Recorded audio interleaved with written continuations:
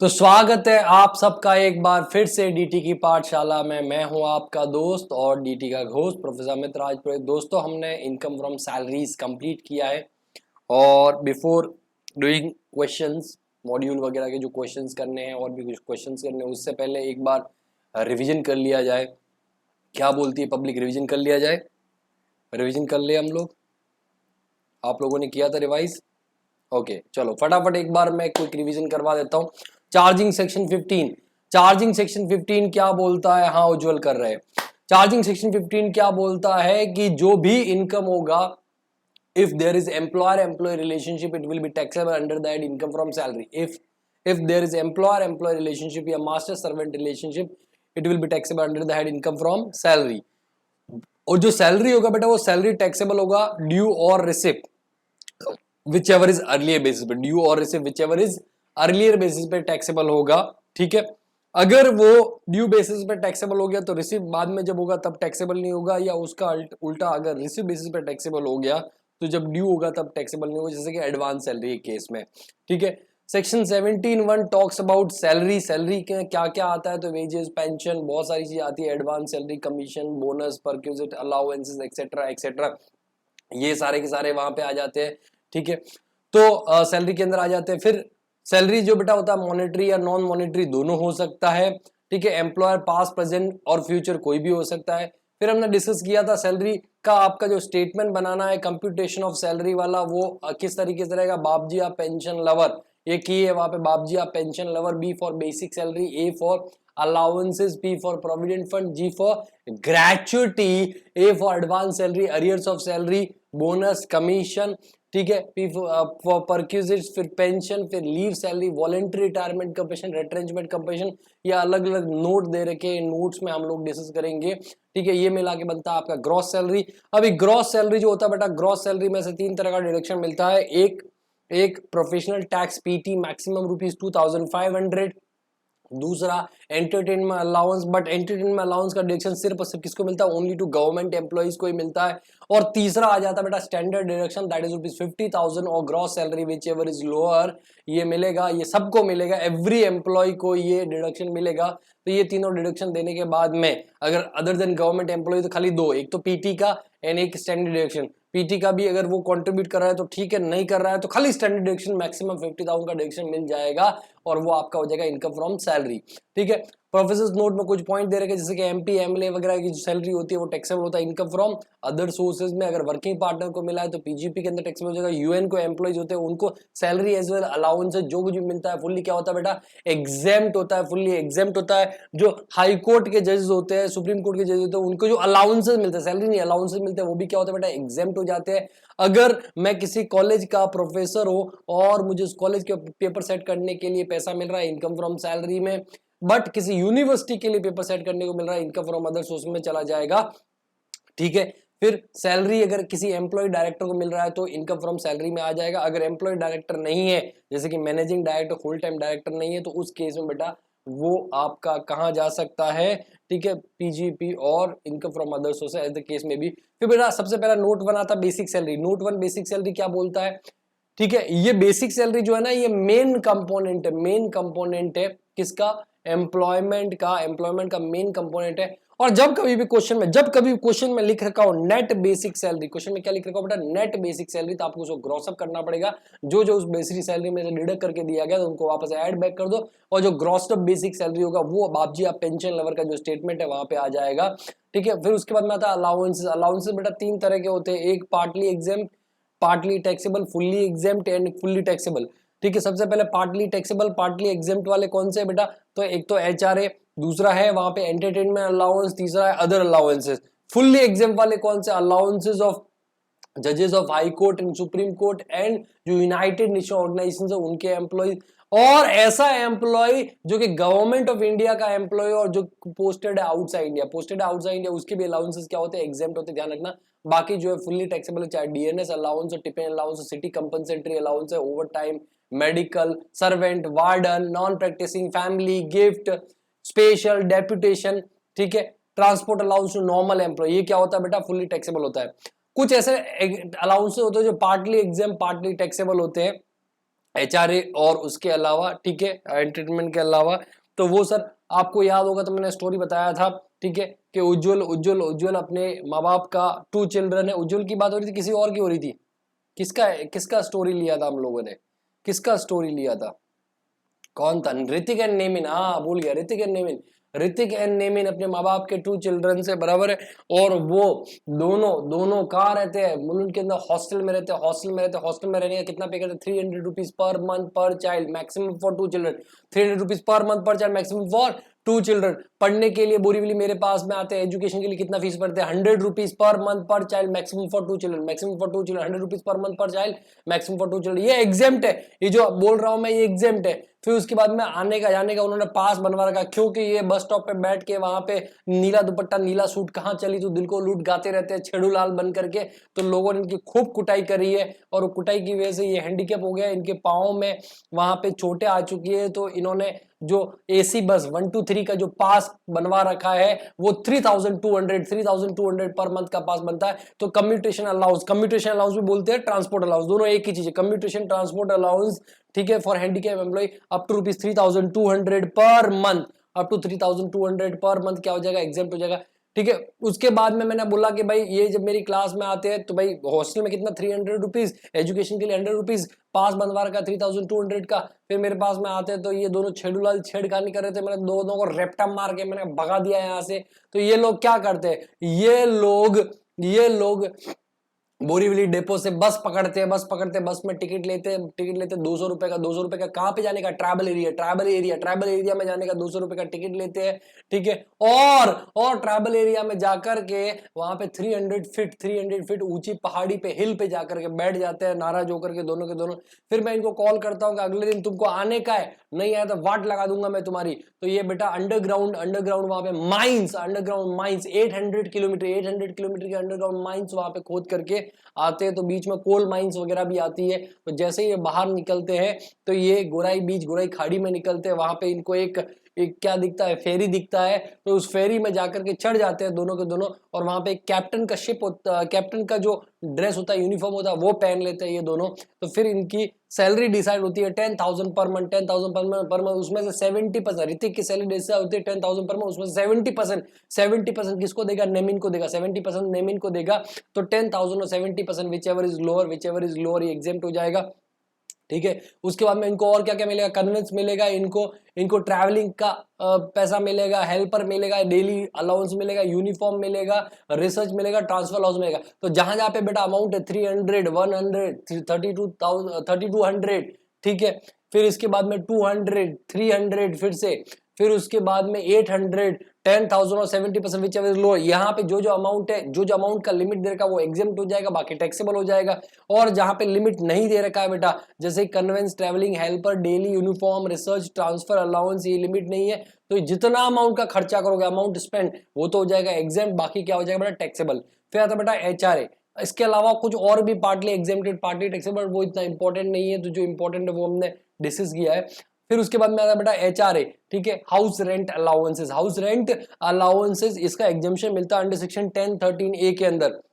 अगर असेसी कहां पे रह रहा है? अगर assessee Mumbai, Delhi, Kolkata, Chennai, metro city Mumbai, Delhi, Kolkata, Chennai के अंदर रहता है, तो व्हाट विल बी एग्जेम्पशन क्या रहेगा बेटा? Amount of HRA receive.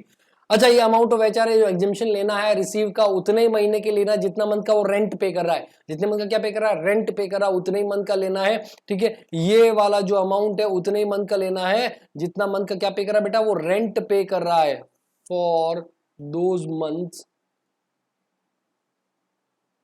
Rent paid. ये दोनों, ये वाला भी और ये वाला भी, उतने महीनों के लिए लेना जितने महीने के लिए रेंट पे कर रहा है। ये पूरा 12 महीने के लिए एग्जेम्पशन नहीं मिलता, ऐसा कोई गारंटी नहीं है। मिल भी सकता है, अगर पूरा 12 महीने के लिए रेंट पे किया है तो पूरा 12 महीने के लिए मिलेगा। अगर मान लो उसने 8 मंथ्स का ही रेंट पे किया है तो बेटा ये भी आपको 8 मंथ्स का ही लेना है, ठीक है। फिर उसके बाद में नेक्स्ट आता है, ठीक है, अमाउंट ऑफ HRA रिसीव। फिर नेक्स्ट आता है rent paid minus 10% of salary, rent paid minus 10% of salary. और तीसरा है 50% ऑफ सैलरी, क्योंकि मुंबई, दिल्ली, कोलकाता, चेन्नई ये बड़ी सिटीज है, किराया ज्यादा होता है, तो इसलिए एग्जेम्पशन थोड़ा सा ज्यादा दिया जा रहा है। विच एवर इज लोअर वो एग्जेम्प्ट हो जाएगा। और जितना HRA रिसीव्ड हुआ है, ये टोटल एच आर रिसीव्ड। ये पे सर यहाँ पे एग्जम्पशन वाला पार्ट मतलब नहीं लेना कि भाई ऐसा नहीं कि जितना रेंट पे किया उतना नहीं है, ये एच आर रिसीव्ड पूरा हो जाएगा, उसमें से जितना एग्जम्पशन मिला है वो लेस करोगे तो टैक्सेबल एच आर आ जाएगा। वही अगर अदर सिटीज में रहता है तो amount of H R receive वो सेम और रेंट पेड माइनस 10% सैलरी वो भी सेम है, सिर्फ 40%, 50% की जगह कितना लेना बेटा 40% ऑफ सैलरी लेना है, ध्यान रखना। ठीक है, सैलरी में क्या क्या आएगा सर, सैलरी में बेसिक सैलरी आ जाएगा, कितने मंथ्स का सर, उतने ही पीरियड का लेना है जितने मंथ का रेंट पे किया है। डीए इन टर्म्स ये भी उतने ही पीरियड का लेना है जितना रेंट पे किया है, जितने मंथ का। एंड टर्नओवर कमीशन ये भी उतने ही पीरियड का लेना है जितने पीरियड के लिए रेंट पे कर रखा हो। टर्नओवर परसेंटेज वाला कमीशन वाला लेना है, ठीक है, जो टर्नओवर जो कमीशन है वो परसेंटेज ऑन टर्नओवर लेना है, या जो टर्नओवर की बेस्ड होता है वो लेना, फिक्स वाला नहीं लेना है, तो ये सैलरी आ जाएगा। ठीक है, कुछ और पॉइंट्स थे कि भाई exemption 1013A HRA will be available only to those employee who are paying rent of the house, therefore HRA and salary are taken only for that period during which house is taken for rent. ये बता चुका हूं मैं। अगर rent पे किया जा रहा स्पाउस को, माइनर चाइल्ड को, एचयूएफ ऑफ एम्प्लॉय, तो कोई एग्जाम्पशन नहीं मिलेगा। ये हम डिस्कस कर चुके थे कि भाई मैंने लॉजिक बताया कि अल्टीमेटली कंट्रोल इन केस में एसएससी का ही रहेगा। अगर वाइफ को या हस्बैंड को या फिर माइनर बच्चों को या एचयूएफ को रेंट पे कर रहे हो तो एग्जाम्पशन नहीं मिलेगा, ठीक है, वो फुल्ली टैक्सेबल हो जाएगा। लेकिन अगर रेंट पे कर रहे हो पेरेंट्स को या किसी और रिलेटिव को, भाई को, बहन को, तो प्रॉपर वो रेंट लेते हैं बेटा, फ्री में नहीं रखेंगे। मैंने थोड़ा सा एक सोशल लॉजिक भी बताया था इसके पीछे, ठीक है, कि भाई हो सकता है आजकल के बच्चे माँ बाप का वहां पे ध्यान नहीं रखते, माँ बाप बोलते हैं हमारे घर में रहना है तुमको किराया देना पड़ेगा, तो उस केस में बेटा वो जो रेंट पे किया है तो उस केस में उसको रेंट पेड माना जाएगा और एग्जेम्पशन मिलेगा। फिर नेक्स्ट आता है बेटा एंटरटेनमेंट अलाउंस। एंटरटेनमेंट अलाउंस अगर मैं बात करूं तो गवर्नमेंट एम्प्लॉइज के लिए पहले वो ग्रॉस सैलरी का पार्ट होगा, फिर ग्रॉस सैलरी में से डिडक्शन मिलेगा, और वो ग्रॉस सैलरी में से डिडक्शन कितना मिलेगा बेटा, एक्चुअल अमाउंट रिसीव्ड और 1/5 ऑफ बेसिक सैलरी और maximum rupees 5000 which ever is lower, ये वहां पे डिडक्शन मिल जाएगा, विच एवर इज लोअर ये डिडक्शन मिल जाएगा। और जो अदर एम्प्लॉइज है बेटा उनके लिए फुली टैक्सेबल होगा, कोई डिडक्शन नहीं मिलेगा, कोई डिडक्शन नहीं मिलेगा। फिर नेक्स्ट आता है प्रोविडेंट फंड। प्रोविडेंट फंड अगर वहां पे गवर्नमेंट एम्प्लॉई है तो स्टैट्यूटरी प्रोविडेंट फंड, अगर अदर एम्प्लॉई है तो आरपीएफ, अगर उसके अलावा और employee other than government rules किया जा रहा है तो यूआरपीएफ एंड अदर असेस के लिए पीपीएफ। सबसे पहले आता है एसपीएफ, स्टैट्यूटरी प्रोविडेंट फंड। अगर वो कंट्रीब्यूशन हो रहा है कहां पे, एम्प्लॉई का कंट्रीब्यूशन हो रहा है बेटा, तो यहां पे हम इग्नोर करें, क्यों, क्योंकि ऑलरेडी टैक्स के लिए ऑफर कर चुके हैं बेसिक सैलरी का पार्ट बना करके। अच्छा खासा डिस्कशन किया था इसके ऊपर हमने, बेसिक सैलरी का पार्ट बना के उसको ऑलरेडी टैक्स के लिए ऑफर कर चुके हैं, तो अलग से आपका इसका कोई ट्रीटमेंट नहीं करना। अगर एम्प्लॉय का कॉन्ट्रीब्यूशन है, ठीक है, तो उसको इग्नोर कर देंगे। लेकिन हाँ उसका डिडक्शन एटीसी में मिल जाएगा, ये भी मैं बता चुका हूं कि भाई ये आपका इन्वेस्टमेंट है तो एटीसी के अंदर डिडक्शन मिल जाएगा। अगर एम्प्लॉयर का कंट्रीब्यूशन तो बेटा वो एग्जेम्प्ट हो जाएगा, और इंटरेस्ट भी आपका क्या हो जाएगा, एग्जेम्प्ट हो जाएगा। और जो लमसम अमाउंट मिलेगा, लमसम अमाउंट रिसीव होगा बेटा, लमसम अमाउंट जो रिसीव होगा वो भी एग्जेम्प्ट होगा, अंडर सेक्शन 10(11) के अंदर क्या हो जाएगा, एग्जेम्प्ट हो जाएगा। फिर आता है रिकॉग्नाइज प्रोविडेंट फंड आरपीएफ, वही एम्प्लॉय कंट्रीब्यूशन का सेम कॉन्सेप्ट है, बेसिक सैलरी का पार्ट हो गया है, तो बेटा वहां पे कोई उसको इग्नोर कर देना, और डिडक्शन एटीसी में मिल जाएगा, एटीसी के अंदर क्या मिल जाएगा, डिडक्शन मिल जाएगा। और जो एम्प्लॉयर का कंट्रीब्यूशन है बेटा वो एग्जेम्प्ट हो जाएगा अप टू कितना, 12% of salary, up to 12% of salary exempt हो जाएगा। अभी सैलरी में क्या क्या आता है, वही basic salary plus DA in terms and turnover commission, basic salary DA in terms turnover commission वही लेना है, उसका 12%, ठीक है। और interest into up to 9.5% exempt हो जाएगा, उसके ऊपर होगा तो वो टैक्सेबल हो जाएगा। लमसम अमाउंट रिसीव जो होगा बेटा वो 10-12 के अंदर क्या हो जाएगा, एग्जेम्प्ट होगा। लेकिन कंडीशन क्या है, continuous completion of 5 years of service under employer, 5 साल का आपको वहां पे सर्विस देना पड़ेगा। लेकिन बेटा इसके भी एक्सेप्शन है कि अगर इल हेल्थ की वजह से या अनकंट्रोलेबल रीजन की वजह से आप जॉब छोड़ रहे हो तो कोई बात नहीं है, 5 साल नहीं भी किया तो भी एग्जेम्पशन मिल जाएगा। अगर एम्प्लॉयर का ऑर्गेनाइजेशन ही बंद हो गया तो कोई जरूरत नहीं है, 5 साल उसके पहले भी अगर आपने जॉब छोड़ा है और अगर आरपीएफ से पैसा विड्रॉ किया एग्जेम्प्ट हो जाएगा। एंड एम्प्लॉय क्या करता है कि अपना जो एक्यूमुलेटेड बैलेंस है वो, ठीक है, वो न्यू एम्प्लॉयर के आरपीएफ रिकॉग्नाइज्ड प्रोविडेंट फंड के अंदर ट्रांसफर करता है, विड्रॉ नहीं करता है, तो वो भी आपका एग्जेम्प्ट हो जाएगा। सैलरी के अंदर वही basic salary, DA in terms and turnover commission, ये जितना पीरियड है पूरा उस पीरियड के लिए आप ले लोगे, मतलब पूरे साल अगर जॉब किया तो पूरे साल का लेना है। यहाँ पे एचआरए के अंदर आपको उतने पीरियड का लेना था जितने मंथ का उसने रेंट पे किया है, यहाँ पे आपको पूरे साल का लेना, अगर पूरे साल उसने जॉब की है तो। अगर मान लो ड्यूरिंग द ईयर रिटायर हो गया है तो उतने पीरियड का लेना जितना पीरियड वो सर्विस में था, ठीक है। Unrecognised provident fund URPF, URPF मतलब आप गवर्नमेंट रूल्स के हिसाब से नहीं कर रहे हो तो बेटा जो भी कंट्रीब्यूशन चाहे एम्प्लॉय का एम्प्लॉयर का इंटरेस्ट है उसको इग्नोर कर दो, और जो लमसम अमाउंट मिलेगा बेटा लमसम अमाउंट रिसीव होगा वो टैक्सेबल होगा, लेकिन एम्प्लॉय का कंट्रीब्यूशन वो इग्नोर कर देना। क्यों? क्योंकि ये बेसिक सैलरी जब जब जब जब कंट्रीब्यूशन करते थे तो बेसिक सैलरी के साथ में ये टैक्सेबल हो जाता था, तो फिर से टैक्सेबल नहीं होगा। उसके ऊपर इंटरेस्ट है, इंटरेस्ट ऑन एम्प्लॉय कंट्रीब्यूशन, तो मान लो पैसा मेरे पास में आता तो मैं एफडी में इन्वेस्ट करता, मैं शेयर्स में सिक्योरिटीज में इन्वेस्ट करता, तो इन्वेस्टमेंट के ऊपर इनकम होता, तो इनकम फ्रॉम अदर सोर्सेज में आता। लेकिन जो एम्प्लॉयर का कंट्रीब्यूशन है ये क्यों है? क्योंकि एम्प्लॉयर एम्प्लॉय रिलेशनशिप है, तो इनकम फ्रॉम सैलरी में आ जाएगा, और उसके ऊपर जो इंटरेस्ट भी मिल रहा है वो भी इसी की वजह से मिल रहा है, तो वो भी टैक्सेबल इनकम फ्रॉम सैलरी में आ जाएगा। पब्लिक प्रोविडेंट फंड है बेटा, तो वो ये कोई भी कर सकता है, एम्प्लॉय होना जरूरी नहीं है, कोई भी कंट्रीब्यूट कर सकता है। तो जो बेटा ओन कंट्रीब्यूशन वो डिडक्शन 80C के अंदर मिल जाएगा, ठीक है। कंट्रीब्यूशन तो जो भी आप करते हो वो जो टैक्सेबल इनकम आती है उसमें से करते हो, तो उसका कोई ट्रीटमेंट नहीं करने की जरूरत नहीं है। हाँ, जो लमसम अमाउंट मिलेगा वो एग्जेम्प्ट हो जाएगा 10-11 के अंदर इंक्लूडिंग इंटरेस्ट। फिर आता है बेटा ग्रेचुटी, नोट 4 आता है ग्रेचुटी, जो कि एग्जेम्पशन मिलेगा 10-10 के अंदर। लेकिन क्या सारी ग्रेचुटी एग्जेम्प्ट है? ना मुन्ना ना। अगर आपको during the course of service, eight the time of service, eight the time of employment, during the course of employment अगर एम्प्लॉयमेंट अगर मिला है, फुली टैक्सेबल होगा, फुली टैक्सेबल होगा, चाहे गवर्नमेंट एम्प्लॉय हो या नॉन गवर्नमेंट एम्प्लॉय हो, ठीक है। और अगर at the time of retirement मिला है और गवर्नमेंट एम्प्लॉय, तब तो फुल्ली एग्जेम्प्ट हो जाएगा। अगर गवर्नमेंट एम्प्लॉय नहीं है तो फिर या तो वो कवर्ड हो सकता है पेमेंट ऑफ ग्रेचुटी एक्ट के अंदर, या फिर कवर नहीं होगा पेमेंट ऑफ ग्रेचुटी एक्ट के अंदर। तो दोनों का ट्रीटमेंट, अगर वो कवर्ड है पेमेंट ऑफ ग्रेचुटी एक्ट पोगा के अंदर कवर्ड है, तो बेटा what will be amount of exemption under section 10 कितना होगा बेटा?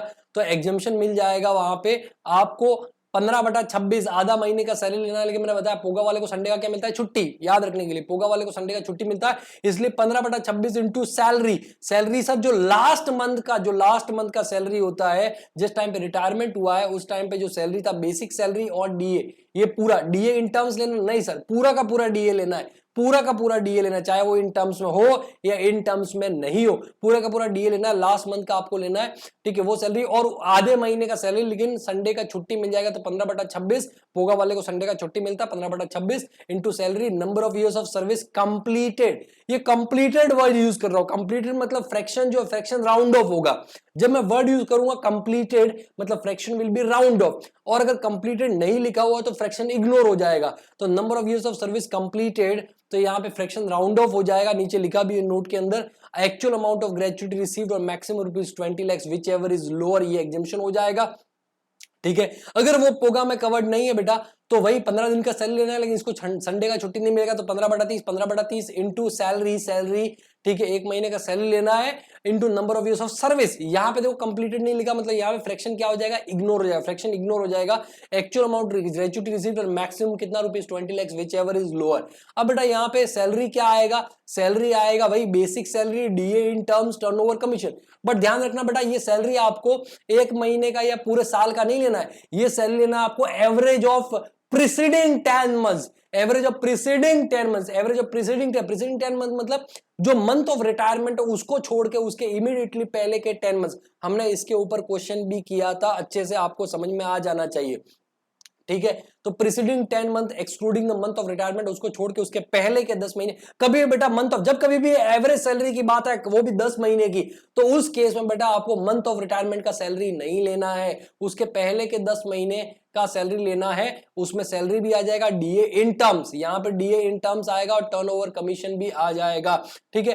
तो 10 months का एवरेज सैलरी लो, 10-10 महीने का सारी चीजें लो, ठीक है, और फिर डिवाइड बाय 10 कर दोगे तो एवरेज आ जाएगा, एक महीने का आ जाएगा, वो सैलरी आप ऊपर लो 15/30 करके, और number of years of service, ठीक है, उसको मल्टीप्लाई कर दो तो वो आ जाएगा। अब टैक्सेबल ग्रेचुटी कितना होगा? जितना ग्रेचुटी मिला है उसमें से जितना एग्जेम्प्ट है वो आपका टैक्सेबल ग्रेचुटी आ जाएगा, ठीक है। कुछ पॉइंट्स वही कि सर वो जो 20 lakhs का लिमिट है ना दोनों के अंदर, तो बेटा वो 20 lakhs का लिमिट लाइफ टाइम लिमिट है, लाइफ टाइम लिमिट है। मतलब अगर पहले अगर वो एम्प्लॉय ग्रेचुटी का एग्जामिशन ले चुका है, पहले के ग्रेचुटी का एग्जामिशन ले चुका है, तो अभी बेटा वहां पे जितना वो लिया है वापस दूसरी बार ले रहा है एग्जामिशन, तो जितना पहले ऑलरेडी ले चुका है वो 20 lakhs में से क्या कर देंगे? रिड्यूस कर देंगे। सर वो 2 बार ले चुका है, तो जितनी बार वो ले चुका है 2 बार जितना अमाउंट ले चुका है वो 20 lakhs में से लेस करो, तीसरी बार उतना ही लिमिट बच जाएगा। अगर वो 4 बार ले चुका है, सर पूरा उसने 20 लाख का ले लिया, तो बेटा अभी कुछ नहीं होगा, जो मैक्सिमम 20 lakhs है वो नील हो जाएगा। कहने का मतलब ये चीज समझे बात, मतलब तो अभी कोई एग्जेम्पशन मिलेगा ही नहीं। बेटा समझे क्या, समझा क्या, जल्दी बोलो समझा क्या बेटा, पुत्र समझे क्या, पुत्र समझे क्या, बोलो पुत्र, very good very good very good. Note 2 आता है कि अगर पोगा एम्प्लॉय, बेटा पोगा एम्प्लॉय, पोगा के केस में आप फ्रैक्शन को क्या कर देते हो, राउंड ऑफ कर देते हो, लेकिन अगर नॉन पोगा एम्प्लॉय है, ठीक है, तो फिर फ्रैक्शन को आप राउंड ऑफ ना करके इग्नोर कर दोगे, ठीक है। पोगा एम्प्लॉयज के लिए जो सैलरी लेना है बेटा वो लास्ट मंथ का जो भी सैलरी है, सैलरी और डीए इन टर्म्स वाला नहीं, पूरा, चाहे इन टर्म्स हो या नॉट इन टर्म्स हो, पूरा का पूरा आपको लेना है, ठीक है। उसके बाद में आता है note 5 pension, pension exempt under section 1010A। अगर देखो पेंशन अनकम्यूटेड मतलब मंथली बेसिस तो फुल्ली टैक्सेबल होगा, चाहे government employee non government employee हो। लेकिन अगर वहां पे पेंशन कम्यूटेड है लमसम है और वो गवर्नमेंट एम्प्लॉय को मिल रहा है, फुल्ली एग्जेम्प्ट हो जाएगा। और अगर अदर एम्प्लॉय को मिल रहा है बेटा, तो इन दैट केस वो अगर उस एम्प्लॉय हम चेक करेंगे, देखो पेंशन पहली बात अगर uncommuted monthly basis fully taxable, अगर पेंशन वहां पे कम्यूटेड लमसम है तो हम चेक करेंगे किसको मिला था, government employee fully exempt, other than government employee, तो फिर वापस चेक करो क्या उसको ग्रेचुटी मिला था, बोले हाँ सर ग्रेचुटी भी मिला था, अमीर है अमीर है अमीर है, मतलब ग्रेचुटी मिला था, तो उस केस में उसके लिए जो 1/3 ऑफ फुल पेंशन, बेटा 1/3 ऑफ फुल पेंशन, अगर I am telling you 1/3 of commuted नहीं, 1/3 कम्यूटेड वाला जो पार्ट होगा 60%, 70%, 75% उसको कंप्यूट आप कन्वर्ट करो 100% में, और फिर उसका 1/3 एग्जेम्प्ट हो जाएगा, बाकी टैक्सेबल हो जाएगा कम्यूटेड, ठीक है। और आपका जो अगर उसको ग्रेचुटी नहीं मिला, थोड़ा सा गरीब है बेचारा, तो उस केस में हाफ वहां पे एग्जेम्प्ट हो जाएगा, ज्यादा एग्जेम्पशन मिलेगा, हाफ एग्जेम्प्ट हो जाएगा, ठीक है। कम्यूटेड फुल पेंशन का हाफ एग्जेम्प्ट हो जाएगा, और जितना कम्यूटेड मिला उसमें से एग्जेम्प्टेड पार्ट लेस कर दोगे तो क्या हो जाएगा, टैक्सेबल हो जाएगा, ठीक है। Taxable amount commuted pension receive amount exempt, ये टैक्सेबल अमाउंट आ जाएगा। उसमें आप ध्यान रखना अनकम्यूटेड वाला पार्ट भी जोड़ देना, क्योंकि अनकम्यूटेड भी फुल्ली टैक्सेबल होता है। अच्छा ऐसा भी हो सकता है कि भाई ड्यूरिंग द ईयर कुछ पोर्शन कम्यूटेड है कुछ अनकम्यूटेड है, तो बेटा जितना अनकम्यूटेड है वो तो मिलता ही रहेगा, जैसे 60% कम्यूट किया तो 40% अभी भी अनकम्यूटेड है, तो उतना मिलता ही रहेगा। हमने एग्जांपल के अंदर वो चीज किया था, ठीक है, टाइमलाइन बना करके वो चीज हमने किया था, ठीक है। अगर कोई भी कंफ्यूजन हो तो वो टाइमलाइन बना दिया करो। प्रोफेसर नोट 1 क्या बोलता है, pension receive by employees of UNO United Nations will be exempt, ठीक है, चाहे वो कम्यूटेड हो या अनकम्यूटेड हो। अगर पेंशन मिल रहा है individuals who are winners of Vir Chakra, Paramvir चक्र, शौर्य चक्र, उनके लिए भी एग्जेम्प्ट हो जाएगा। और अगर family pension, generally family pension taxable होता है under that income from other sources, but अगर वो फैमिली पेंशन मिला है, ठीक है, किसको मिला है, ऐसे एम्प्लॉय को जो कि आर्म फोर्सेस के अंदर थे, तो ऑब्वियसली उनकी डेथ होगी तो उनकी फैमिली को पेंशन मिला था, वो भी एग्जेम्प्ट हो जाएगा, 1019 के अंदर वो टैक्सेबल नहीं होगा। फिर नेक्स्ट आता बेटा लीव सैलरी, लीव सैलरी की अगर मैं बात करूं या लीव एनकैशमेंट की बात करूं, एग्जेम्प्ट होता है 1010A के अंदर, लेकिन ध्यान रखना अगर वो लीव सैलरी या leave encashment during the course of employment, during the course of service, eight the time of employment, eight the time of service अगर मिला है, भाई रिटायरमेंट नहीं आया है और अभी आपने हर साल उसको एनकैश करवा रहे हो, तो फुल्ली क्या हो जाएगा, टैक्सेबल, चाहे government employee non government employee. और अगर at the time of retirement अगर मिला है और गवर्नमेंट एम्प्लॉय, तो फुल्ली एग्जेम्प्ट हो जाएगा, फुल्ली क्या हो जाएगा, एग्जेम्प्ट हो जाएगा। और अगर अदर एम्प्लॉय है तो बेटा वो एग्जेम्प्ट होगा, but to the extent whichever is lower, ठीक है। Leave credit divide by 30, leave credit days में निकालना है, बार बार बोलूंगा, इनटू एवरेज सैलरी, ठीक है, 10 मंथ्स का एवरेज सैलरी, अमाउंट रिसीव्ड, जो भी अमाउंट लीव सैलरी का मिला है वो, और maximum rupees 3 lakh which ever is lower. अभी एवरेज सैलरी वही है जो हमने नॉन प्रोग्राम में डिस्कस किया था, average salary of preceding 10 months excluding the month of retirement, basic salary DA in terms turnover commission, ये हो जाएगा आपका एवरेज सैलरी। उसी तरीके निकालना है। फिर लीव क्रेडिट कैसे निकालना है, तो स्टेप्स फॉलो करने, सबसे पहले number of years of service, fraction क्या करना है, इग्नोर कर देना है, ठीक है। Maximum leave allowed per year, जितना आपका एम्प्लॉयर लीव अलाउ करता है वो ले लो, लेकिन इनकम टैक्स के हिसाब से मैक्सिमम कितना डेज, 30 डेज है, ठीक है। उसके बाद में जो स्टेप 1 स्टेप 2 है वो आप कर लोगे, मल्टीप्लाई कर दोगे तो टोटल लीव पूरी जो उसकी जॉब थी उसके अंदर कितना लीव अलाउड होता था उसको, वो आ जाएगा। और कितना लीव स्टेप 4 के अंदर कितना लीव वो यूज कर चुका है, कितना लीव वो ले चुका है, वो आ जाएगा। और स्टेप 5 के अंदर स्टेप 3 माइनस स्टेप 4 कर दोगे तो लीव क्रेडिट इन डेज आ जाएगा, और वो लीव क्रेडिट इन डेज को डिवाइड बाय 30 कर दोगे तो मंथ्स हो जाएगा, और उसे मल्टीप्लाई कर दोगे एवरेज सैलरी, ठीक है, एक महीने का एवरेज सैलरी मल्टीप्लाई कर दोगे तो वो वहां पे आपका पूरा डिटेल आ जाएगा। ओके फिर आता है बेटा वॉलंटरी रिटायरमेंट कंपल्शन, 1010C के अंदर एग्जाम्पशन मिलता है। वॉलंटरी रिटायरमेंट कंपल्शन बताया कि भाई स्कीम बनाई जाएगी, ठीक है, और उस स्कीम के तहत गवर्नमेंट ऑर्गेनाइजेशंस होते हैं, स्टैट्यूटरी कॉर्पोरेशन होता है, कंपनी होता है, पीएसयूज होते हैं, ठीक है, आईआईटी आईएम्स वगैरह जो होते हैं वो अपने एम्प्लॉयज को ऑप्शन दे सकते हैं कि भाई आप चाहो तो रिटायरमेंट ले लो, हम आपको कंपल्शन दे देंगे, ठीक है। तो अगर उनको कंपल्शन मिलता है तो वो कंपल्शन एम्प्लॉय के एंड में एग्जेम्प्ट होगा कितना, तो सर पहला तो सैलरी सैलरी सैलरी ठीक है, 1 महीने का सैलरी, ठीक है, सॉरी 3 महीने का सैलरी इनटू 3 मंथ्स, 3 महीने का सैलरी, और उसको मल्टीप्लाई कर देंगे number of years of service से, जितना सर्विस हो चुका है, number of years service fraction ignore कर देना, उससे मल्टीप्लाई करो 3 महीने का सैलरी, 3 महीने का सैलरी लेके जितना नंबर ऑफ इयर्स का सर्विस हो चुका है उसे मल्टीप्लाई कर दो, फिर सैलरी जितना मंथ्स रिमेनिंग है, जितना मंथ्स रिमेनिंग है जॉब का उससे मल्टीप्लाई कर दो, ठीक है, अमाउंट एक्चुअल रिसीव और maximum rupees 5 lakh whichever is lower. यहाँ पे बड़ा सैलरी क्या लेना है, basic plus DA in terms and turnover commission, 1 महीने का ही लेना है। जिस टाइम पे वो रिटायर हो रहा है, जिस टाइम पे रिटायर हो रहा है, वॉलंटरी रिटायर हो रहा है, उस टाइम पे जो सैलरी था उसका basic salary, DA in terms, turnover commission, 1 महीने का सैलरी लो और उसको 3 मंथ से मल्टीप्लाई करो, 3 मंथ का सैलरी हो जाएगा, और उसको मल्टीप्लाई करो number of years of service से, number of years of service से, फिर वहां पे आपका सैलरी जितना है 1 महीने का उसको मल्टीप्लाई करो number of months remaining whichever is higher, इन दोनों में विच एवर इज हायर, और फिर जो हायर अमाउंट आएगा उसको कंपेयर करोगे आप अमाउंट एक्चुअल रिसीव्ड और maximum rupees 5 lakh which ever is lower के साथ में। Retrenchment compulsion exempt under section 1010B, retrenchment compulsion अगर दिया जाता है तो बेटा वो कितना एग्जाम्प्ट हो जाएगा, तो जो एवरेज मंथली सैलरी है यहाँ पे आपको एवरेज 3 मंथ का लेना है, 3 मंथ्स का एवरेज लेना, और सैलरी में यहाँ पे सब कुछ आएगा, सिर्फ बोनस नहीं आएगा, और जो एम्प्लॉयर का कंट्रीब्यूशन है प्रोविडेंट फंड के अंदर वो नहीं आया, बाकी सब कुछ आ जाएगा। तो एवरेज मंथली सैलरी लेना है, 3 मंथ्स का एवरेज, 3 मंथ्स का एवरेज लेना है, 15/26, 15/26 भाई जिसको हकाल रहे, रिट्रेंच कर रहे हैं उसको भी संडे का छुट्टी नहीं मिलता है, number of years of service multiply कर देंगे, फ्रैक्शन राउंड ऑफ, यहाँ में फ्रैक्शन क्या हो जाएगा बेटा, राउंड ऑफ हो जाएगा, तो अमाउंट एक्चुअली रिसीव और maximum rupees 5 lakh which ever is lower exempt हो जाएगा, बाकी टैक्सेबल हो जाएगा। कहता बेटा advance salary, arrears of salary, bonus, commission etcetera etcetera, बेटा एडवांस सैलरी जो होता है ना, एडवांस सैलरी टैक्सेबल होता है रिसिप्ट बेसिस पे कि भाई मेरे को अप्रैल 2021 का सैलरी मिला है मार्च 2021 के अंदर, तो it will be taxable in the previous year 2021 के अंदर वो टैक्सेबल हो जाएगा, 2020-2021 के अंदर टैक्सेबल हो जाएगा, क्योंकि भले वो बिलोंग करता है प्रीवियस ईयर 21-22 से, बट क्योंकि रिसीव्ड हुआ है प्रीवियस ईयर 2021 में, तो ये इस साल टैक्सेबल हो जाएगा रिसिप्ट बेसिस पे, और फिर जब वो ड्यू होगा तो वो टैक्सेबल नहीं होगा। ये तो हो गया एडवांस सैलरी का कॉन्सेप्ट। लेकिन अगर एडवांस अगेंस्ट सैलरी, तो ये बेटा सैलरी नहीं है, ये तो लोन है जो आपके सैलरी के सामने लिया गया है, तो ये टैक्सेबल नहीं होगा, ध्यान रखना ये टैक्सेबल नहीं होगा। एरियर्स ऑफ सैलरी बेटा किसी डिस्प्यूट की वजह से अगर आपको सैलरी नहीं मिला है, या फिर गवर्नमेंट ने कोई पे कमीशन अलाउ किया है लेकिन वो डेफर हो रहा है, और फिर बाद में जाके गवर्नमेंट उसको रेट्रोस्पेक्टिव इफेक्ट से एप्लीकेबल करती है कि 2018 से एप्लीकेबल है, तो फिर उसके बाद में वहां पे जब वो सैलरी मिलेगा, this will be called as arrears of salary. ये कब मिलता है, जब डिस्प्यूट खत्म हो जाता है, फाइनली जब मिलेगा उस साल वो टैक्सेबल हो जाएगा। बोनस अगर डिक्लेयर किया, वादा किया, तो वादा तो टूट जाता है, लेकिन अगर रिसीव्ड हुआ है तो टैक्सेबल हो जाएगा। कमीशन चाहे फिक्स्ड हो या टर्नओवर टैक्सेबल हो जाएगा।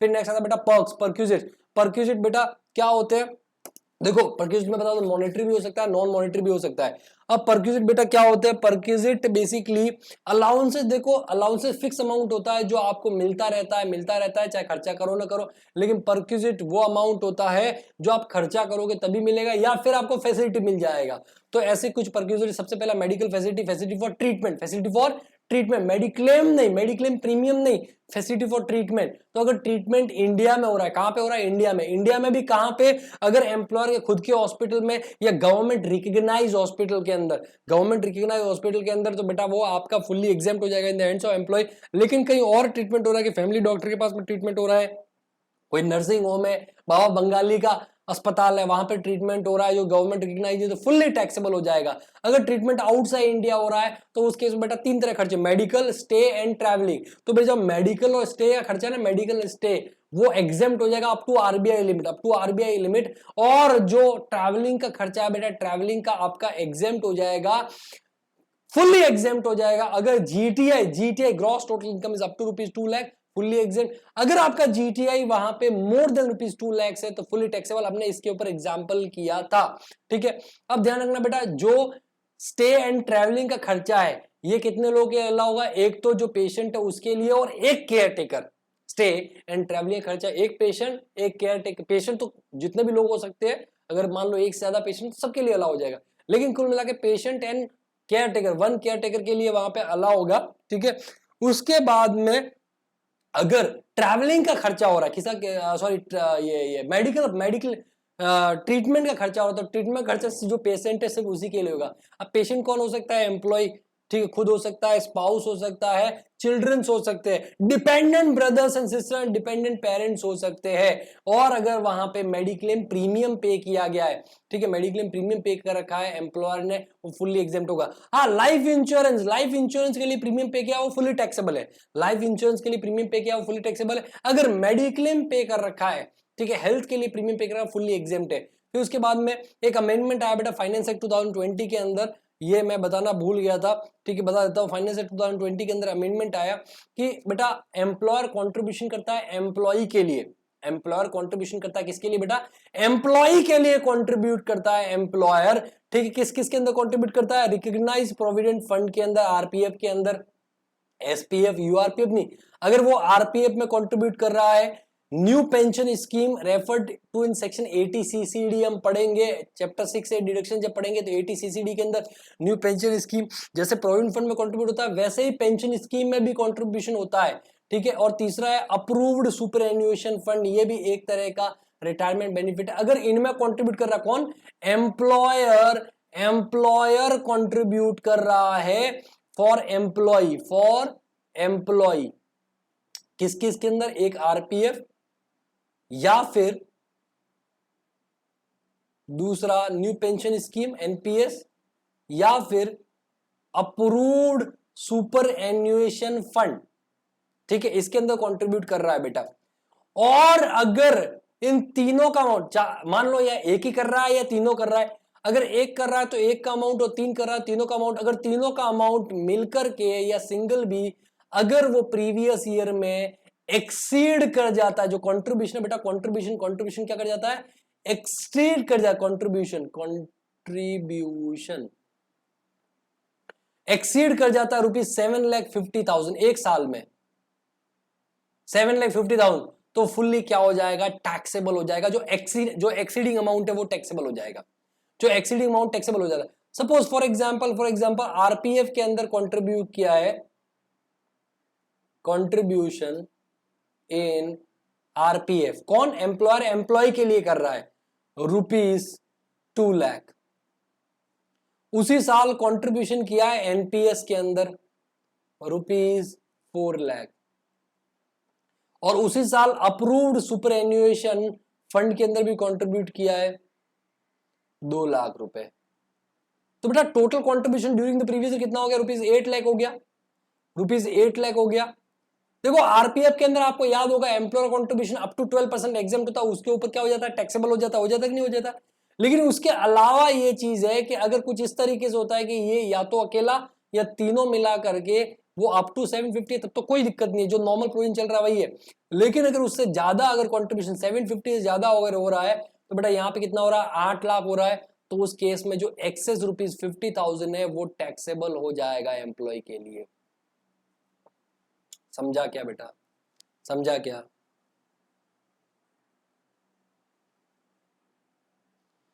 समझा?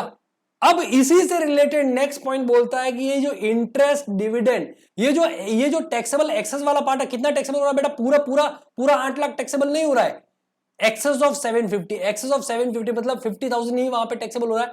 तो बेटा उस केस के अंदर ये 50,000 के ऊपर अगर वहां पे हो सकता है कि भाई एम्प्लॉयर ने एम्प्लॉय के लिए कंट्रीब्यूट कर लिया तो फंड में चला गया। अब जो भी फंड है, चाहे वो आपका एनपीएस का फंड हो, चाहे वो आपका आरपीएफ का हो या सुपर एन्युएशन का फंड हो, तो अभी देखो वहां पे एक्सेस कितना है? चाहे एक का हो या तीनों का मिला के 50,000। तो इसके ऊपर जो इंटरेस्ट अमाउंट आएगा या डिविडेंड आता है या कुछ और नाम है, इंटरेस्ट डिविडेंड एक्सेट्रा का कुछ भी नाम है, इसके ऊपर आएगा। सपोज वो वहां पे इंटरेस्ट मिल रहा है @6%, तो पूरे के ऊपर नहीं बेटा, पूरा का देखो, पूरा आरपीएफ में अपने आप में एक वहां पे कॉन्सेप्ट है। आरपीएफ का क्या कॉन्सेप्ट है बेटा? आरपीएफ का एक कॉन्सेप्ट है कि अप टू 12% आरपीएफ में अगर एम्प्लॉयर कंट्रीब्यूशन है तो एग्जेम्प्ट उसके ऊपर होगा, टैक्सेबल होगा। मान लो फॉर एग्जांपल ये जो है ना 2 लाख, ये 2 lakh is up to 12% only, up to 12% of salary है, तो फिर वहां पे तो कुछ टैक्सेबल होगा नहीं, दैट इज फाइन। बट ये तीनों मिलाकर के क्योंकि 750 से चला गया है तो एक्सेस 50,000 वहां पे टैक्सेबल हो जाएगा। मैं इसके ऊपर एक क्वेश्चन करवाऊंगा आपको प्रॉपर, इसके ऊपर प्रॉपर क्वेश्चन करवाऊंगा, तब और अच्छे से समझ में आ जाएगा। बट स्टिल अभी तक आपको समझ में आ रहा है तो बहुत अच्छी बात है कि ये जो आरपीएफ के अंदर कंट्रीब्यूशन हुआ है, ठीक है, एम्प्लॉयर का ये अप टू 12% ऑफ सैलरी है, 12% ऑफ सैलरी है, तो फिर कुछ भी टैक्सेबल नहीं होना है।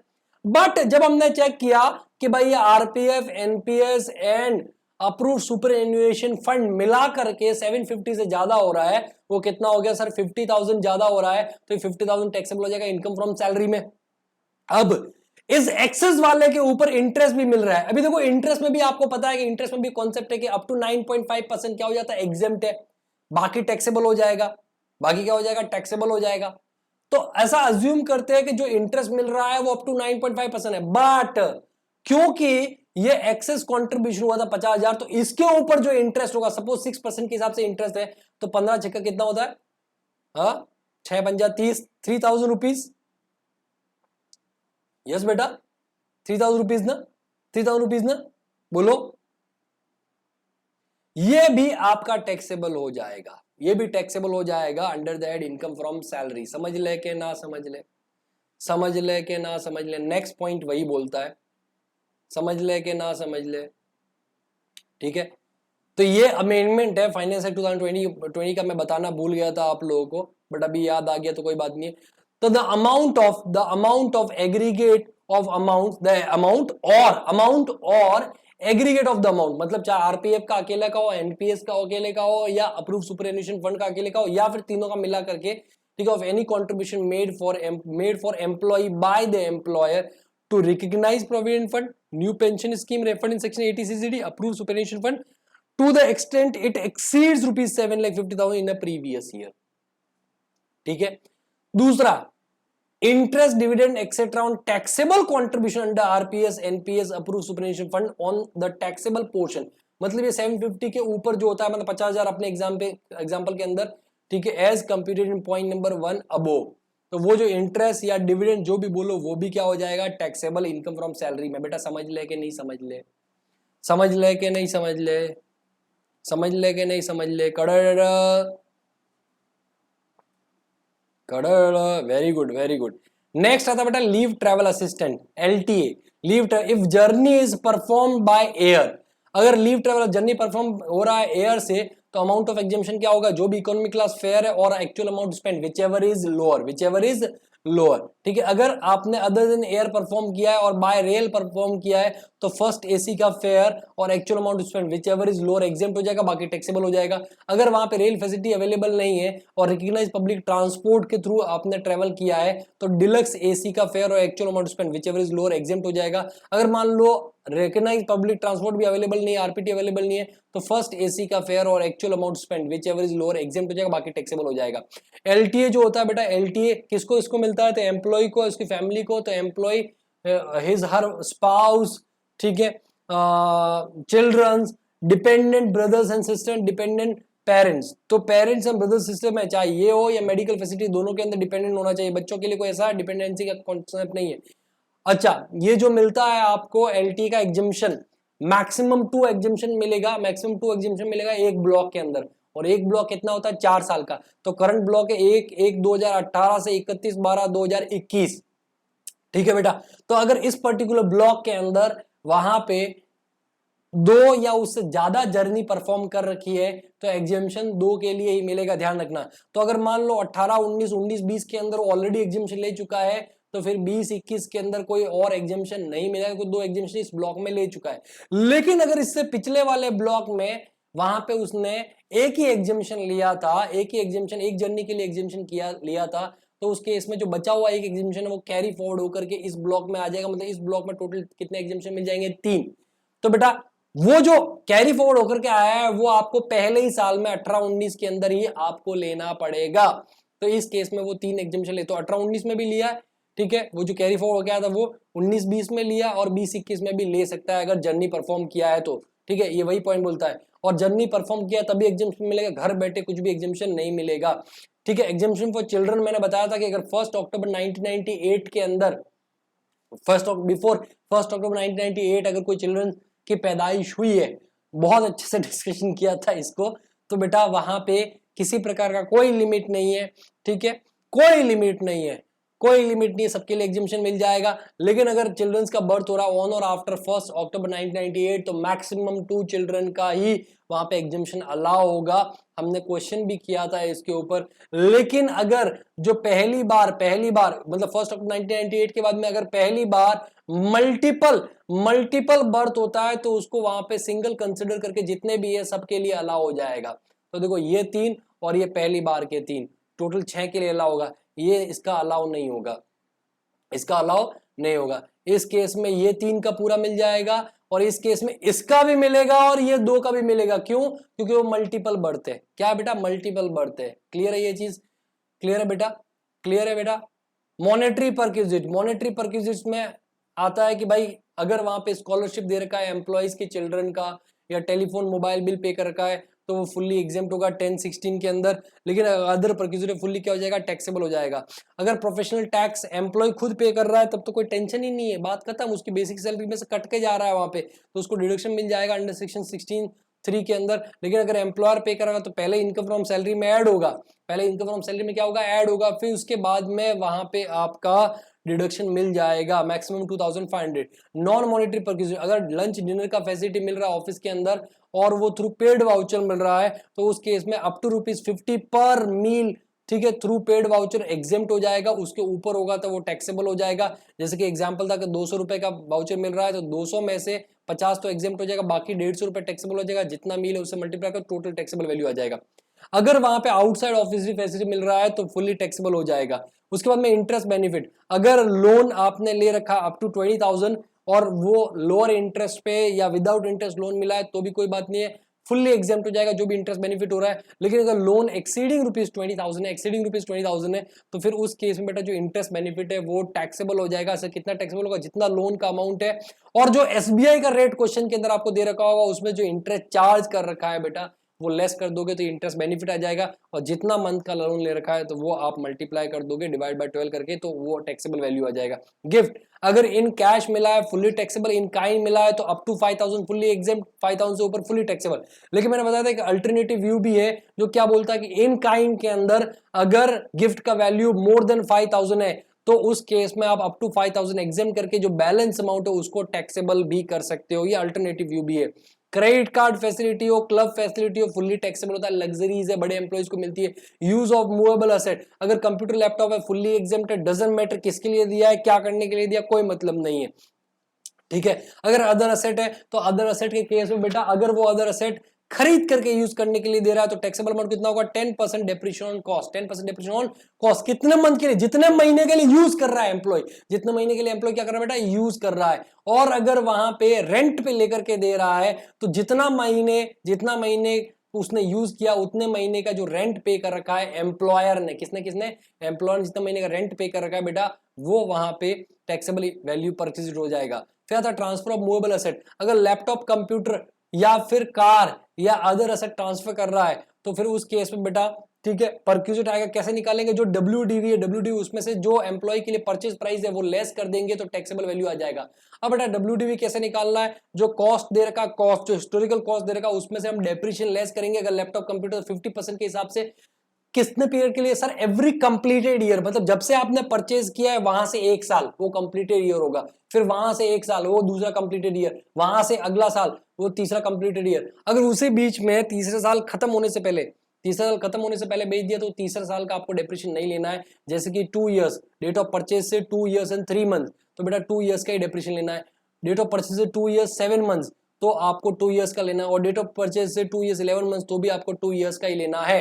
एवरी कंप्लीटेड ईयर के लिए आपको डेप्रिसिएशन लेना, ध्यान रखना। अगर कंप्यूटर लैपटॉप है तो 50% पीजीपी का रेट से कोई मतलब नहीं है। अगर वहां पे आपका कार है तो 20% और अगर अदर असेट है तो 10% और ये 10% आपको स्टेट लाइन मेथड एसएलएम से लेना है।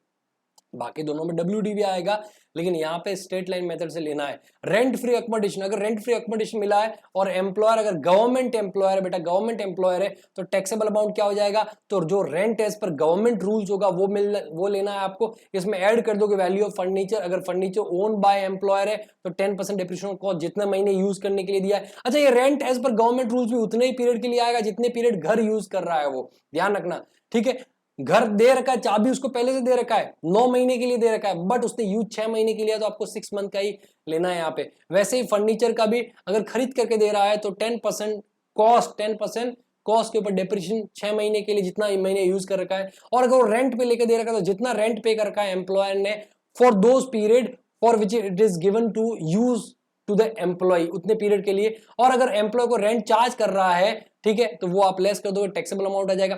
अगर वहां पे अदर एम्प्लॉयर है, अदर एम्प्लॉयर मतलब अदर देन गवर्नमेंट एम्प्लॉय, और घर उसका खुद का है, खरीद करके यूज करने के लिए दे रहा है, तो इस केस में बेटा 7.5%, 10%, 15% ऑफ सैलरी लेना पॉपुलेशन के हिसाब से। अगर पॉपुलेशन अप टू 10 लाख है तो 7.5%, पॉपुलेशन 10 लाख से ज्यादा 25 लाख है तो कितना 10%, और अगर पॉपुलेशन मोर देन 25 लाख है तो 15% आपको लेना है, ठीक है। वही वैल्यू इसमें फर्नीचर ऐड कर दोगे, लेस जो चार्ज कर रखा है वो आप कर दोगे एम्प्लॉयर ने, तो आपका क्या आ जाएगा, taxable amount of perquisite rent free accommodation का। और अगर वहां पे रेंट पे लेकर के अदर एम्प्लॉयर रेंट पे लेकर के आपको दे रहा है तो उस केस में बेटा 15%, कितना 15% ऑफ सैलरी और rent paid by employer which ever is lower, वही एड लेस करते जाना है, तो आपका टैक्सेबल वैल्यू आ जाएगा। अब बता सर सैलरी क्या आएगा, तो मैंने क्या बोला था भाई, जब कभी भी घर मिलेगा, फ्री में रहने को घर मिलेगा, रेंट फ्री एकोमोडेशन मिलेगा, तो बीबीसी एम्प्लॉय का नाम, बीबीसी कौन है, एम्प्लॉय का नाम है, वो बीबीसी क्या हो जाएगा, मैड हो जाएगा, बीबीसी क्या हो जाएगा, मैड, पागल हो जाएगा। तो B for basic salary, B for bonus, receive for current year, अगर किसी और साल का इस साल में मिला है तो वो नहीं लेना, अगर करंट ईयर का अभी मिला है तो लेना है, अगर करंट ईयर का डिक्लेयर किया है नहीं लेना, सब पिछले साल का मिला अभी नहीं लेना है, करंट ईयर का इस साल मिला तो आपको लेना है वहां पे। कमीशन, टर्न ओवर फिक्स दोनों आ जाएंगे। मॉनेटरी, ऑल मॉनेटरी इनकम जैसे कि leave, salary, gratuity receive during the course of service, भाई during the course of service हर तरह के एम्प्लॉय के लिए क्या होता है बेटा, हर तरह के एम्प्लॉय के लिए टैक्सेबल होता है। अगर during the course of service मिला है तो ये मॉनेटरी इनकम में आ जाएगा। ऑल टैक्सेबल अलाउंसेस, अच्छा all monetary income except perquisites, perquisites को छोड़ करके, परक्यूजिट्स को परक्यूजिट नहीं लेनी है, ठीक है। All taxable allowances, all taxable allowance, जितने भी टैक्सेबल अलाउंस, चाहे एचआरए का पार्टली टैक्सेबल हो, ठीक है, या फिर सिटी कंपनसेटरी, या फिर ठीक है कोई भी हो, कहने का मतलब टिफिन अलाउंस हो, चिल्ड्रन हॉस्टल एजुकेशन अलाउंस हो, जो हमने एग्जांपल के साथ में डिस्कस किया था इसको, तो पार्टली अगर टैक्सेबल है तो वो भी आ जाएगा। एंड डीए इन टर्म्स वो भी लेना था, बीबीसी मैड हो गया।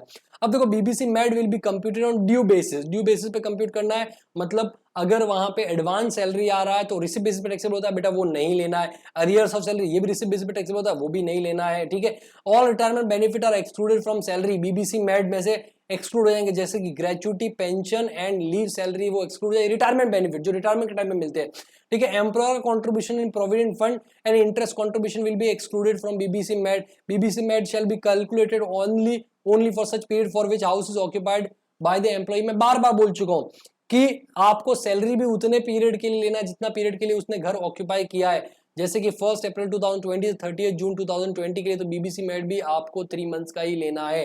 फिर आता बेटा कार फैसिलिटी, कार फैसिलिटी देखो अगर फुल्ली ऑफिस यूज के लिए मिला है तो फुल्ली एग्जेम्प्ट, अगर office to resident and vice versa तो फुल्ली एग्जेम्प्ट, और अगर फुल्ली प्राइवेट यूज के लिए मिला है बेटा तो वो टैक्सेबल हो जाए। कैसे टैक्सेबल होगा, अगर कार ओन बाय एम्प्लॉयर है तो 10% डिप्रिसिएशन ऑन कॉस्ट, और अगर कार वहां पे रेंट पे लेकर के दे रहा है तो रेंट पेड बाय एम्प्लॉयर, ये आ जाएगा। ये दोनों ही उतने पीरियड के लिए उतने मंथ के लिए लेना जितना मंथ कार यूज करने के लिए दिया है। ये तो मैं बोल बोल के थक चुका हूं, इसमें तो गड़बड़ नहीं होनी चाहिए। रनिंग एंड मेंटेनेंस एक्सपेंस अगर एम्प्लॉयर पे कर रहा तो वो भी आ जाएगा। ड्राइवर का सैलरी अगर एम्प्लॉयर पे कर रहा तो वो भी आ जाएगा।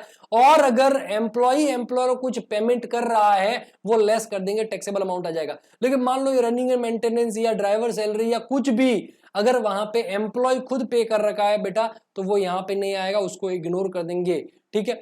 दूसरा आता है बेटा पार्टली ऑफिस पार्टली प्राइवेट, वो भी टैक्सेबल हो जाएगा। सर कितना टैक्सेबल होगा, तो बेटा अगर कार ओन बाय एम्प्लॉय है तो car own by employee, running and maintenance expense भी एम्प्लॉय पे करा, कुछ भी टैक्सेबल नहीं होगा।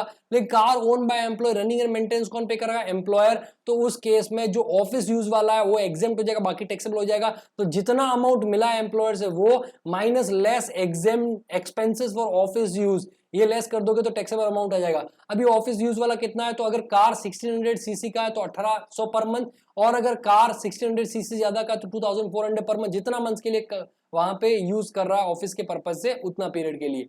अब नेक्स्ट आता है if car is owned by employer and running and maintenance expense employee कर रहा है, कार एम्प्लॉयर का खर्चा एम्प्लॉय कर रहा है तो टैक्सेबल हो जाएगा। अगर कार 1600 सीसी का है तो 600 पर मंथ, और अगर कार 1600 सीसी से ज्यादा का है तो 900 पर मंथ। सिर्फ वहां पे कार का एक तरह से जो अमाउंट है कार की वैल्यू के हिसाब से टैक्सेबल हो रहा है जितना महीना आप यूज कर रहे हो। और अगर कार भी एम्प्लॉयर का, खर्चा भी एम्प्लॉयर का, तो उस केस में बेटा ज्यादा टैक्सेबल हो जाएगा। कार अगर 1600 सीसी का तो 1800 पर मंथ, और कार अगर 1600 सीसी ज्यादा 2400 पर मंथ। अब बेटा यहाँ पे सारे फिगर्स में अगर ड्राइवर का फैसिलिटी भी मिल रहा है तो 900 पर मंथ आप ऐड कर दोगे। और अगर 2 कार आपको मिला है एज अ पॉप यूज करने के लिए तो बेटा एक कोई एज अ पॉप मानोगे, बाकी दूसरे को फुल्ली प्राइवेट यूज लेना पड़ेगा, दूसरे को फुल्ली प्राइवेट यूज लेना पड़ेगा। ध्यान रखना, ध्यान रखना, ये बात समझना।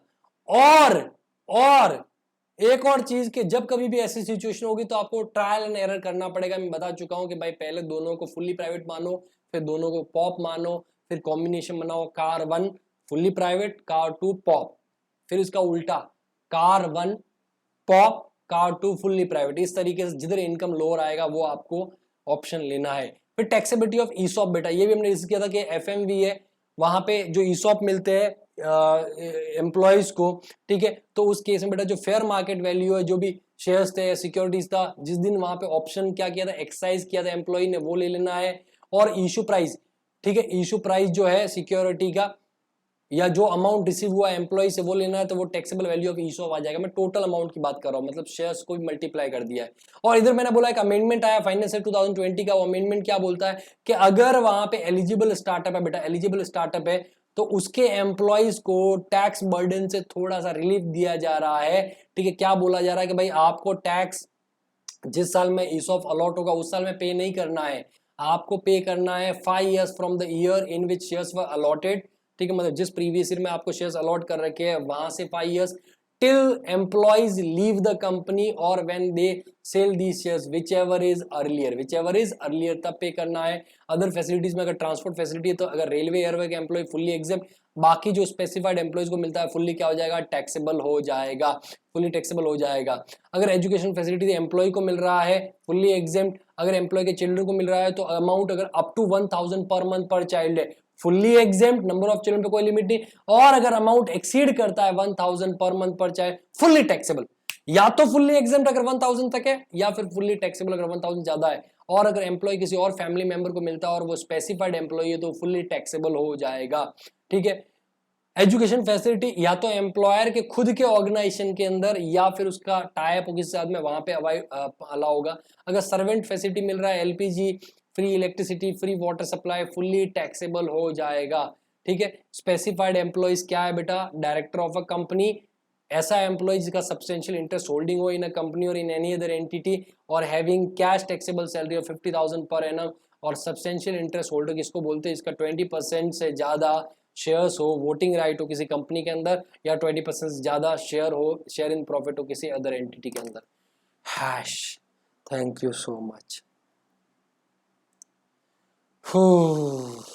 52 मिनट्स बेटा, 52 मिनट्स में आपका ये पूरा रिवाइज करवा दिया है मैंने, आपका इनकम फ्रॉम सैलरी पूरा का पूरा 52 मिनट्स के अंदर विथ अमेंडमेंट्स रिवाइज करवा दिया है।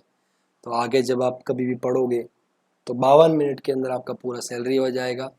ठीक है, मजा आया?